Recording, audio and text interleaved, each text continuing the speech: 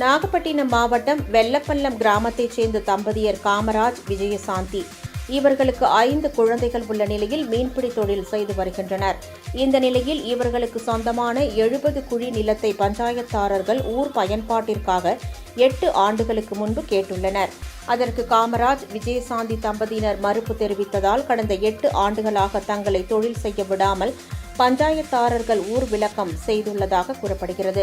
இது தொடர்பாக கடந்த பல ஆண்டுகளாக கொடுத்த புகார்கள் மீது அதிகாரிகள் எந்தவித நடவடிக்கையும் எடுக்காத நிலையில் இதுவரை கொடுத்த நூற்றுக்கணக்கான மனுக்களை நீண்ட தோரணம் போல் கட்டியும் கழுத்தில் மாலையாக போட்டும் நூதன முறையில் காமராஜ், விஜயசாந்தி தம்பதியினர் மாவட்ட ஆட்சியரை சந்தித்து மனு அளிக்க வந்ததால் பரபரப்பு ஏற்பட்டது. குடும்பத்தை வதைக்கும் கட்ட பஞ்சாயத்து நபர்கள் மீது கடும் நடவடிக்கை எடுக்க வேண்டும் எனவும், ஊர் கட்டுப்பாட்டை நீக்கி நிலத்தை அளந்து தங்களுக்கு தனி பட்டா வழங்க வேண்டும் எனவும் மாவட்ட ஆட்சியரிடம் மனு அளித்தனர்.